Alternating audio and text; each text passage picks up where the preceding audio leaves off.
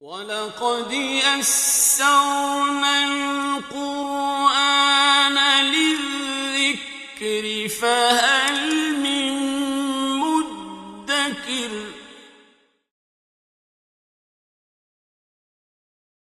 بسم اللہ الرحمن الرحیم وَوَهَبْنَا لَهُ إِسْحَاقَ وَيَعْقُوبَ كُلًّا هَدَيْنَا وَنُوحًا هَدَيْنَا مِن قَبْلُ وَمِن ذُرِّيَّتِهِ دَاوُودَ وَسُلَيْمَانَ وَأَيُّوبَ وَيُوسُفَ وَمُوسَى وَهَارُونَ وَكَذَلِكَ نَجْزِي الْمُحْسِنِينَ وَزَكَرِيَّا وَيَحْيَى وَعِيسَى وَإِلْيَاسَ كُلٌّ مِّنَ الصَّالِحِينَ وَإِسْمَاعِيلَ وَالْيَسَعَ وَيُونُسَ وَلُوطًا وَكُلًّا فَضَّلْنَا عَلَى الْعَالَمِينَ وَمِنْ آبَائِهِمْ وَذُرِّيَّاتِهِمْ وَإِخْوَانِهِمْ وَاجْتَبَيْنَاهُمْ وَهَدَيْنَاهُمْ إِلَى صِرَاطٍ مُّسْتَقِيمٍ ذَلِكَ هُدَى اللَّهِ يَهْدِي بِهِ مَن يَشَاءُ مِنْ عِبَادِهِ وَلَوْ أَشْرَكُوا لَحَبِطَ عَنْهُمْ مَا كَانُوا يَعْمَلُونَ أُولَئِكَ الَّذِينَ آتَيْنَاهُمُ الْكِتَابَ وَالْحُكْمَ وَالنُّبُوَّةَ فَإِن يَكْفُرْ بِهَا هَؤُلَاءِ فَقَدْ وَكَّلْنَا بِهَا قَوْمًا لَيْسُوا بِهَا بِكَافِرِينَ أُولَئِكَ الَّذِينَ هَدَى اللَّهُ فَبِهُدَاهُ مُقْتَدِهْ قُل لَّا أَسْأَلُكُمْ عَلَيْهِ أَجْرًا إِنْ هُوَ إِلَّا ذِكْرَى لِلْعَالَمِينَ۔ اور ہماری یہ حجت تھی جو ہم نے ابراہیم کو اس کی قوم کے خلاف دی، وہ حجت یہ تھی کہ اگر ہر چیز کا خالق و مالک اللہ تعالیٰ ہے تو ہر چیز پر اختیار بھی صرف اسی کا ہونا چاہیے۔ یہ کس قدر ناانصافی کی بات ہے کہ ہر چیز کا خالق اور مالک تو اللہ ہو اور اس کے اختیارات میں اور اس کی عبادت میں دوسروں کو بھی شریک کر لیا جائے۔ اور یہ ہماری حجت تھی جو ہم نے حضرت ابراہیم کو اس کی قوم کے خلاف دی۔ ہم جس کے چاہیں درجے بلند کر دیتے ہیں، تیرا رب تو حکمت والا اور علم والا ہے۔ اور ہم نے حضرت ابراہیم کو اسحاق اور یعقوب عطا کیے، ہم نے تمام کو ہدایت دی، اور ہم نے نوح کو بھی اس سے قبل ہدایت دی تھی، اور ان کے اولاد سے حضرت داؤد، سلیمان، ایوب، یوسف، موسیٰ اور ہارون کو بھی ہدایت دی تھی، اور اسی طرح ہم نیکی کرنے والوں کو جزا دیتے ہیں۔ اور زکریا، یحییٰ، عیسیٰ اور الیاس کو بھی ہدایت دی تھی، یہ تمام نیکوں میں سے تھے۔ اسماعیل، یسع اور یونس اور لوط، ہم نے ہر ایک کو تمام جہانوں پر فضیلت عطا فرمائی تھی، اور ان کے باپوں میں سے اور ان کی اولادوں میں سے اور ان کے بھائیوں میں سے بھی ہم نے منتخب کر لیا تھا، اور ہم نے ان کو سیدھے راستے کی طرف ہدایت عطا فرما دی تھی۔ یہ اللہ کی ہدایت ہے، وہ جس کو چاہتا ہے اپنے بندوں میں سے یہ ہدایت دے دیتا ہے، اور اگر یہ تمام انبیاء شرک کرتے تو ان سے ضائع ہو جاتا جو وہ عمل کرتے تھے۔ یہ تمام انبیاء کے نام لے کے اللہ تعالیٰ نے ایک ہی حقیقت کا ذکر کیا کہ یہ جو انبیاء، یہ جو تمام دنیا کے برگزیدہ تھے، آپ کو پتا ہے نبی اللہ کا منتخب کردہ ہوتا ہے، نبی اپنی محنت سے، اپنی عبادت سے کوئی نہیں بن سکتا۔ نبوت وحدی ہوتی ہے، اللہ اپنے بندوں میں سے جس کو چاہتا ہے چن لیتا ہے۔ اب یہ تمام لوگ جن کو اللہ تعالیٰ نے چن لیا تھا، جو اللہ کے منتخب کردہ اور برگزیدہ ہستیاں تھیں، یہ تمام لوگ بھی اگر شرک کر لیتے تو ان کے تمام عمل ضائع ہو جاتے۔ بتانا کیا مقصود ہے کہ یہ وہ ہستیاں ہیں جو تمام دنیا سے اللہ کی چنندہ کنندہ اور برگزیدہ ہیں، اگر ان میں سے بھی کسی سے شرک کا صدور ہو جاتا تو پھر کیا ہوتا؟ بلو اشرکوا لحبط عنہم ما کانوا یعملون، اگر یہ انبیاء بھی شرک کر لیتے تو ضائع ہو جاتا جو وہ عمل کرتے تھے۔ لہذا ہم انسانوں کو بھی سب سے زیادہ جس چیز سے بچنے کی ضرورت ہے وہ ہے شرک۔ اور شرک کیا ہے؟ جب اللہ خالق ہے، جب اللہ مالک ہے، جب اللہ رازق ہے تو اطاعت صرف اور صرف اسی کی ہونی چاہیے۔ عبادت کا بھی صرف وہی حقدار ہے، اس کی عبادت میں نہ جسمانی عبادت میں، نہ مالی عبادت میں، نہ زبانی عبادت میں، اور سب سے بڑھ کر قلبی عبادت میں اللہ کے ساتھ کسی اور کو شریک نہ رکھا جائے، اسی سے ڈرا جائے، اسی سے محبت کی جائے، اسی کی خاطر سب عبادات کی جائے، اسی پر توکل کیا جائے، اسی کے لیے صبر کیا جائے، اسی کا شکر کیا جائے، تمام آرزوئیں، تمام تمنائیں سب اللہ ہی کی خاطر ہونی چاہیے۔ یہ اللہ کی ہدایت ہے، اللہ جس کو چاہتا ہے اپنے بندوں میں سے ہدایت دے دیتا ہے، اور اگر وہ شرک، یہ انبیاء بھی شرک کرتے تو ان کے بھی تمام عمل ضائع ہو جاتے۔ یہ وہ لوگ ہیں جن کو ہم نے کتاب اور حکمت اور نبوت عطا کی، اور اگر یہ لوگ اس کا انکار کریں گے تو ہم ایک ایسی قوم مقرر کر دیں گے۔ تو اگر یہ کافر اس کا انکار کرتے ہیں تو ہم کچھ اور لوگوں کے سپرد یہ خدمت کر دیں گے جو اس کا انکار نہیں کریں گے، یعنی اے کفار مکہ، اگر تم اس قرآن کی اور اس دعوت کی حفاظت نہیں کر سکتے، اس کی جو اس کو قبول نہیں کرتے، تو ہم ایک نئی قومیں لے آئیں گے جو کہ اس کو قبول کرنے والی ہوں گی۔ یہ وہ لوگ ہیں جن کو اللہ نے ہدایت دی ہے، یہ انبیاء کا گروہ۔ تو آپ ان کی ہدایت کی، اے نبی آپ بھی پیروی کیجیے، اے نبی آپ ان سے کہہ دیجیے میں تمہیں دعوت اللہ کے لیے تم سے کوئی اجر نہیں مانگتا، یہ تو تمام جہان والوں کے لیے نصیحت ہے۔ اور انہوں نے اللہ کی قدر نہ کی جیسا کہ اللہ کی قدر کرنے کا حق تھا، جبکہ انہوں نے کہا کہ اللہ تعالیٰ نے کسی آدمی پر کوئی چیز نہیں اتاری۔ یہود نے رسول اللہ صلی اللہ علیہ وسلم کا انکار کرتے ہوئے ایک ایسی بات کہہ دی جس کے ساتھ انہوں نے ہر شے کا انکار کر دیا۔ انہوں نے کہا کہ اللہ تعالیٰ نے کبھی کسی بشر پر کبھی کوئی معجزہ اتارا ہی نہیں، اور اصلاً تو یہ بات انہوں نے رسول اللہ صلی اللہ علیہ وسلم کی مخالفت میں کہی تھی، لیکن اس کی زد ان کے اپنے انبیاء پر بھی پڑ گئی۔ اللہ تعالیٰ نے کہا اچھا اگر اللہ تعالیٰ نے کسی بشر پر کبھی بھی کچھ نہیں اتارا تو بتاؤ وہ کتاب جس کو لے کر حضرت موسیٰ آئے تھے، جو تورات تھی، جو نور تھی اور لوگوں کے لیے نور اور ہدایت تھی، تم نے اس کو ورق بنا دیا، تم نے اس کے بہت سے حصے کو ظاہر کیا اور بہت سے کو چھپا لیا، اور تمہیں وہ سکھایا گیا تھا جو تم نہیں جانتے تھے، نہ تو تم نہ تمہارے آباء و اجداد۔ بتاؤ وہ کتاب کس نے اتاری تھی؟ تم رسول اللہ صلی اللہ علیہ وسلم کی مخالفت میں تورات کا بھی انکار کر بیٹھے، موسیٰ کا بھی انکار کر بیٹھے۔ کہہ دیجئے وہ اللہ ہی نے اتاری تھی، پھر ان کو چھوڑ دیجئے کہ وہ اپنی بحثوں میں کھیلتے رہیں۔ اور یہ کتاب قرآن پاک ہم نے اس کو نازل کیا ہے، یہ برکت والا ہے، اس چیز کی تصدیق کرتا ہے جو اس سے قبل تھا، اور تاکہ تو ام القری مکہ کو ڈرائے اور جو اس کے آس پاس ہیں۔ اللہ تعالیٰ نے رسول اللہ صلی اللہ علیہ وسلم کو بستیوں کی ماں، دنیا کے مرکز مکہ میں بھیجا تھا، اس لیے کہ وہ دنیا کا مرکز تھا، تمام دنیا وہاں پہنچتی تھی۔ حج میں جب لوگ ساری دنیا سے وہاں آتے تو اللہ کا پیغام خود بخود ساری دنیا میں پہنچ جاتا۔ اور عجیب بات یہ ہے کہ یہ تو بیت اللہ لوگوں کا مرکز تو تھا ہی روحانی اعتبار سے، اگر آپ جغرافیکلی بھی دیکھیں تو مکہ این دنیا کے مرکز میں ہے۔ اللہ نے اسے بڑی حکمت کے ساتھ اپنے نبی کو وہاں سے چنا تھا اور اپنا پیغام وہاں بھیجا تھا تاکہ اس کے ارد گرد اللہ کا پیغام پہنچنا آسان ہو جائے۔ اللہ نے کسی دور افتادہ گاؤں میں اپنے نبی کو نہیں بھیجا، اللہ نے بڑی حکمت کے ساتھ دنیا کے مرکز میں رسول اللہ صلی اللہ علیہ وسلم اور اپنی آخری کتاب کو بھیجا۔ اور وہ لوگ جو آخرت پر ایمان لاتے ہیں وہ اس قرآن پر بھی ایمان لاتے ہیں اور وہ اپنی نمازوں کی حفاظت کرتے ہیں۔ مومن کی سب سے بڑی صفت کون سی ہوتی ہے؟ نمازوں کی حفاظت کرنا۔ کیا یہ صفت ہمارے اندر ہے؟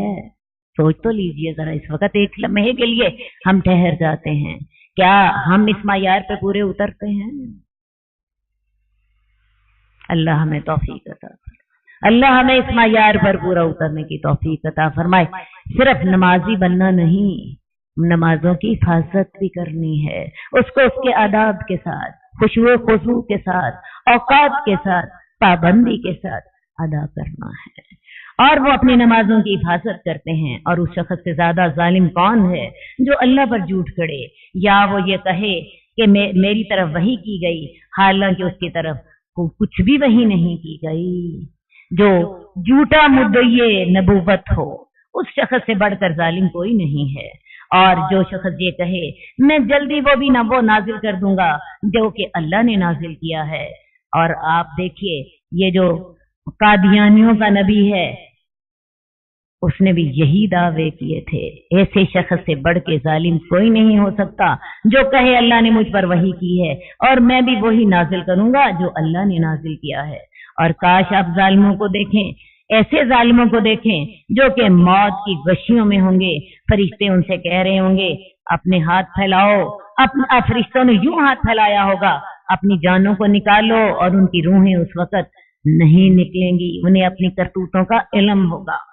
आज के दिन तुम सजा दिए जाओगे रिसवाई के अजाब की इस वजह से जो अल्लाह पर तुम गैर हक कहते थे और जो तुम अल्लाह पर अल्लाह की आयात के मुकाबले में तकब्बुर किया करते थे। जितने भी झूठे मुद्दईयाने नबूवत थे उन सब के साथ यही सलूक किया जाएगा मौत के वक्त। और तुम हमारे पास तनहा आओगे जैसा कि हमने तुम्हें पहली मर्तबा पैदा किया और तुम छोड़ आओगे जो हमने तुम्हें अता किया था अपनी पीठों के पीछे।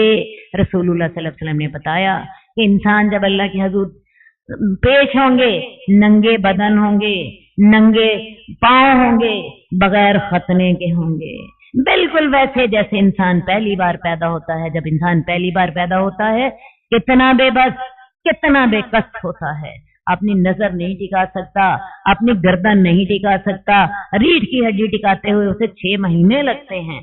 तो इंसान जब अल्लाह के हुजूर पेश होगा अकेले अकेले जैसे हमने तुम्हें पहली बार पैदा किया था और तमाम स्टेटस, बैंक बैलेंस, कोठियां, कारें सब पीछे छोड़ कर आओगे। और क्या बात है, हम तुम्हारे साथ तुम्हारी सिफारिशी नहीं देखते जिनके बारे में तुम्हारा दावा था कि वो तुम्हारे अंदर शरीक हैं, तुम्हारे और उनके दरमियान राबता खत्म हो गया और तुमसे खो जाएगा जो तुम झूठे दावे करते थे। यकीनन अल्लाह ताला ही दाने और गुठली को फाड़ने वाला है। पहले मुशरिकीन की बात हो रही थी, उनके झूठे खुदाओं की, अब अल्लाह की बात हो रही है। अल्लाह कैसा खालिक है कि वो दाने को भी फाड़ देता है और उस दाने में से फिर खेती उगती है। और वो गुठली जो कितनी सख्त होती है, खजूर आप लोग खाते हैं, देखें उसकी गुठली कितनी सख्त होती है, आप उसे जमीन में डालते हैं नरम होती है, उसमें से नरम और नाजुक कॉम्पल उगती है। उसको फाड़ने वाली कौन सी जात है, किसके हुक्म से वो फटती है बताइए तो सही? अल्लाह के हुक्म से। ए अल्लाह तू फाड़ने वाला है दाने का और गुठली का, तू निकालता है जिंदा को मुर्दा से और मुर्दा को जिंदा से और मुर्दा को जिंदा से। यही अल्लाह तुम्हारा रब है तो तुम कहां बहकाए जाते हो? अल्लाह के सिवा जिंदों और मुर्दों को अपने खुदा बना लेते हो, उनको पुकारते हो, उनके सामने अपनी जबीने रगड़ते हो, उनसे दुआएं मांगते हो, उनको समझते हो कि तुम्हें बीमारी से निजात दे देंगे, तुम्हें रिस्क दे देंगे, तुम्हें बेटा दे देंगे। हालांकि ये तुम्हारा अल्लाह है जो दाने और गुठली को फाड़ने वाला है, जो जिंदा को मुर्दा से निकालता है, जो मुर्दा को जिंदा से निकालता है। तुम्हारे माबूदों में से कोई पीर ऐसा है जो ये काम कर सके? वो पीर तो बेचारा अपनी जिंदगी के लिए अल्लाह का मोहताज है। उस पीर को तो इतना नहीं पता मैंने जिंदा कितनी देर रहना है, और अगर मर चुका है तो उसको ये नहीं पता कयामत कब आनी है। तो तुम कहां बहकाए जाते हो? वो सुबह को फाड़ने वाला है, उसने रात को सुकून का बाइस बनाया और सूरज और चांद को हिसाब के मुताबिक चलाया है। अल्लाह ताला ने दलाइल तौहीद अल्लाह दे रहे हैं, 8 दलाइल तौहीद आ रहे हैं। इतने सादे, इतने आम फहम हर जाहिल और हर आलिम को समझ आती जाए। अल्लाह ताला सुबह को फाड़ता है, कैसे? काले स्याह अंधेरे में से चमकदार रोशन तरीन दिन निकल आता है। रात को सुकून के लिए बनाया, सूरज और चांद को हिसाब के मुताबिक हिलाया। ये अंदाजा है अल्लाह ताला जबरदस्त और जानने वाले का। और वो वही जात है जिसने तुम्हारे लिए सितारों को बना दिया ताकि तुम उनके साथ खुश्की और तरी के अंधेरों में रास्ता मालूम कर सको। हमने जानने वाली कौम के लिए आयात को खोल खोल कर बयान कर दिया है। और वो वही जात है जिसने तुम्हें एक नफस से पैदा किया, बाबा आदम से, तो तुम्हारी एक दुनिया का ठिकाना है और एक तुम्हारी कब्र का ठिकाना है। हमने आयात को खोल खोल कर बयान किया ऐसी कौम के लिए जो समझती हो, और वो वही जात है जो आसमान से पानी नाजिल करता है तुम्हारे खुदाओं में से कोई जो बारिश नाजिल कर सके और तुम्हारी खेतियां उगा सके? तो हम उसके साथ हर तरह की नबातात उगाते हैं, हम उसमें से सब्जा उगाते हैं, उसमें से हम तय दर तय दाने निकालते हैं। कभी अंगूर के तय दर तय दाने देखिए, कभी किन्नों और संतरे की काशें तय दर तय देखिए, और कभी खजूर के तय दर तय खोशे देखिए। और खजूरों में से, उसके खोशे में से गुच्छे हैं झुके हुए, और बागात हैं अंगूरों के, जैतून के और अनार, जो कि एक दूसरे से मिलते जुलते होते हैं और अलग अलग भी होते हैं। जरा देखो तो सही, जब वो अपना फल लाते हैं और जब वो पक जाते हैं। आजकल आम का सीजन है, आम जब पका नहीं होता इतना छोटा सा होता है, फिर वो बड़ा हो जाता है, बड़ा होने के बाद सबज रंग का होता है, और जब पकता है तो पीले रंग का हो जाता है। ये सारी किसकी कुदरतें हैं? ये उस अल्लाह मालिक खालिकुस समावात वल अर्ज़ की कुदरतें हैं। बेशक इस बात में तुम्हारी इल्मी निशानियां हैं उस कौम के लिए जो ईमान लाती है और उन्होंने अल्लाह के लिए शरीक बना लिया जिन्नों को, हालांकि अल्लाह ने उन्हें खुद पैदा किया था। क्या ख्याल है, शयातीन का खालिक कौन है, जिन्नों का खालिक कौन है? वो भी अल्लाह। और उन्होंने अल्लाह के लिए बेटे और बेटियां घर ली, जैसे कुफारे मक्का ने जो थे फरिश्तों को अल्लाह की बेटियां करार दे दिया था, जैसे तमाम मुशरिकीन ने देवियां बनाई होती हैं। कोई नऊज़ुबिल्लाह अल्लाह की बीवी होती है और कोई अल्लाह की बेटी होती है, नऊज़ुबिल्लाह मिन ज़ालिक। और उन्होंने अल्लाह के लिए बेटियां और बेटे गढ़ लिए इल्म के बगैर। वो इन तमाम चीजों से पाक है और बुलंद है जो वो बयान करते हैं। जमीन और आसमान को पहली बार पैदा करने वाला, उसके लिए औलाद कैसे हो सकती है, हालांकि उसकी तो बीवी ही नहीं, और उसने हर शय को पैदा किया और वो हर शय को जानता है। यही अल्लाह तुम्हारा रब है, इसके जिसके सिवा कोई माबूद नहीं। हर शय का खालिक, उसी की इबादत करो, और वो हर शय पर कारसाज है। उसे आंखें नहीं पा सकती और वो आंखों को पा लेता है। अल्लाह ऐसी हस्ती है जिसको हम इन आंखों से नहीं देख सकते, हम इन आंखों से फरिश्तों को नहीं देख सकते। अल्लाह तो फिर बहुत बड़ी हस्ती है। हम इन आंखों से फरिश्ते को देखें, हमारी मौत वाक़ई हो जाती है। तो अल्लाह को भी ये आंखें नहीं पा सकती। अल्लाह मेराज में भी रसूलुल्लाह सल्लल्लाहु अलैहि वसल्लम ने अल्लाह को नहीं देखा था, ना हजरत मूसा ने कलीमुल्लाह होने के बावजूद अल्लाह को देखा था। अगर देखा होता तो क्यों हजरत मूसा अल्लाह से फरियाद करते, रब्बे अरेनी अंजुर अलैक, अल्लाह मुझे अपना आप दिखा दे, मैं तुझे देखना चाहता हूँ। तो अल्लाह आंखों को देख पा लेता है, लेकिन आंखें उसे पा नहीं सकती। और वो बारीक बीन और खबरदार है। तुम्हारे पास तुम्हारे रब की तरफ से दलाइल आ चुके हैं। तो जिसने तो देख लिया और शिरक से बच गया तो उसकी अपनी जात के लिए फायदा होगा, और जो अंधा रहा और शरीकों को इख्तियार करता रहा तो उसका वबाल उसकी अपनी जान पर होगा। और मैं तुम पर कोई निगरान नहीं हूं। और इसी तरह हम आयात को खोल खोल कर बयान करते हैं, और ताकि वो कहें कि तूने पढ़ दिया, और ताकि हम उसे खोल खोल कर बयान करें जानने वाली कौम के लिए। आप पैरवी कीजिए जो आपकी तरफ, आपके रब की तरफ से वही की गई है। अल्लाह के सिवा कोई माबूद नहीं, ला इलाहा इल्ला हुवा। और मुंह मोड़ लीजिए मुशरिकों से, और अगर अल्लाह ताला चाहता ये शिरक न करते। और हमने आपको उनके ऊपर निगरान नहीं बनाया और आप उनके वकील भी नहीं हैं। आपके जिम्मे सिर्फ अल्लाह का पैगाम पहुंचाना है। और उन लोगों को बुरा भला न कहो जिनको वो अल्लाह के सिवा पुकारते हैं, तो वो अल्लाह को बुरा भला कह देते हैं दुश्मनी के साथ बगैर इल्म के। अब यहाँ पे अल्लाह ताला ने दावत इल्लाह देते हुए या तौहीद की दावत देते हुए दावत देने वालों को एक हिकमत की बात समझाई है। ठीक है, मुशरिक जो है, शिरक सबसे बड़ा झूठ है, और मुशरिक इस झूठ का इर्तिकाब करते हैं, और उनके जो माबूदाने बातिल हैं उनकी कुछ भी हैसियत नहीं है। लेकिन इसके बावजूद जब तुम मुशरिकों को ये बात समझा रहे हो तो उनके खुदाओं को बुरा भला ना कहो, क्योंकि اس حقیقت کو تو آپ کو پتا ہے، اس حقیقت کا ان کے ماننے والوں کو پتا نہیں. ان کے ماننے والے تو انہیں پوری عقیدت کے ساتھ مان رہے ہوتے ہیں. تو نقصان کیا ہوتا ہے جب اگر آپ ان کے خداؤں کو برا بھلا کہتے ہیں تو وہ جواب میں نعوذ باللہ اللہ کو جو معبود برحق ہے اس کو برا بھلا کہہ دیں گے. تو لہٰذا یہ حکمت کا تقاضا یہ ہے کہ ان کو آپ بات ضرور سمجھائیں، لیکن ان کے خداؤں کو برا بھلا کہنے سے اپنے آپ کو بچائے. تو وہ اللہ کو برا بھلا کہہ دیں گے دشمنی سے، بغیر علم کے.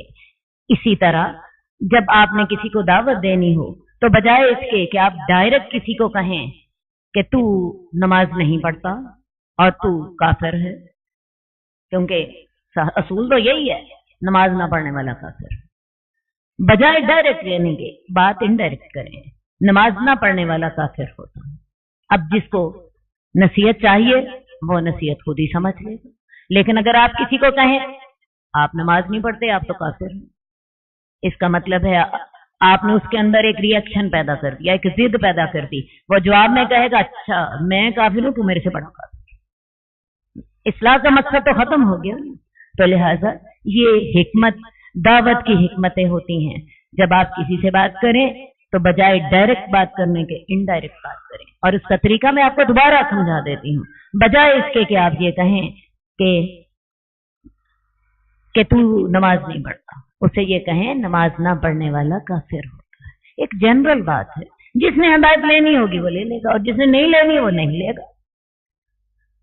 اس طرح بات دوسرے انداز سے بات کرنے سے جس نے ہدایت لینی بھی ہوتی ہے آپ اس کے اندر ایک ضد اور ری ایکشن پیدا کر دیتی ہیں، بجائے دعوت کے فائدے کے الٹا نقصان ہو. اسی طرح ہم نے ہر امت کے لیے ان کے عمل کو سجا دیا ہے، پھر وہ اپنے رب کی طرف وہ لوٹ جائیں گے تو وہ ان کو خبر دے گا جو وہ عمل کرتے تھے.